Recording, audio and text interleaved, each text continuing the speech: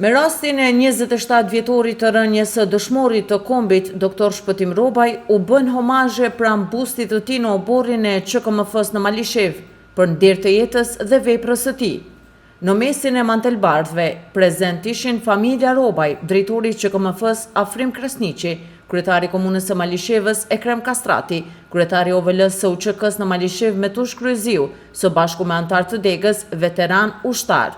Kandidati për kryetar të komunës së Malishevës nga radhët e PDK-s, Dr. Gëzim Krasniqi, me bashkëpunëtor e qytetar. Kryetari i OVL-s së UÇK-s në Malishev, Metush Kryeziu, vlerësoi lart kontributin e Dr. Shpëtim Robaj.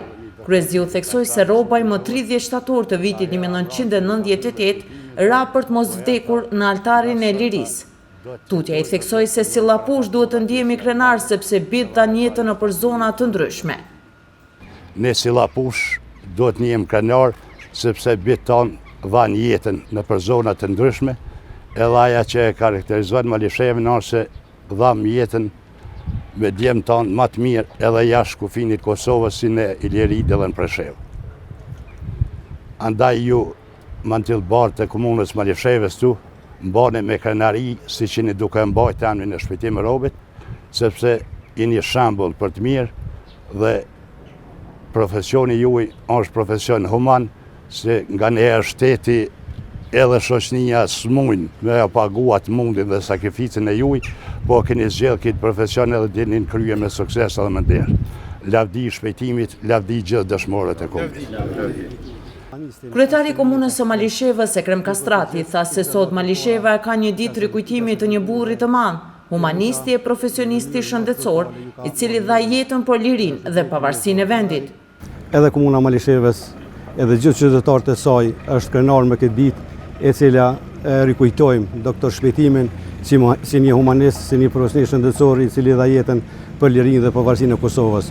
Po dihet dhe po vrehet që populli shqiptar të gjitha grup moshave, të gjitha profesioneve kanë dhënë jetën për lirinë e Kosovës, kanë dhënë profesionist shëndetësor, kemi dhënë student, kemi dhënë fëmijë, madje edhe fëmijët tanë kanë sakrifikuar jetën për lirinë dhe pavarësinë e Kosovës. Kështu që Malisheva gjithmonë me kujdes do t'i ruan këto vlera, do të kujdeset për sistemin e vlerave historike e posaçërisht për dëshmorët dhe herojët e kombit, të cilët janë fanari i lirisë, të cilët janë kujdestari dhe siguria e vendit tonë. Kryetari Kastrati falenderoi stafin e QKMF-s Dr. Shpëtim Robaj, që punojnë dhe angazhohen që të kujdesen për shëndetin e qytetarëve të komunës së Malishevës, por edhe gjithandej.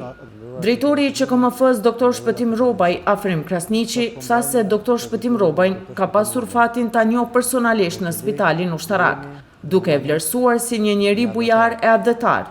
Dr. Shpëtim Robaj pata fatin ta njohë edhe personalisht në spitalin ushtarak. Ai ka qenë çdo herë një njeri bujar, abdetar dhe çdo herë me motivimin që edhe ne si djemë të ri të japim kontributin e ton me ato mundësi që kena pas.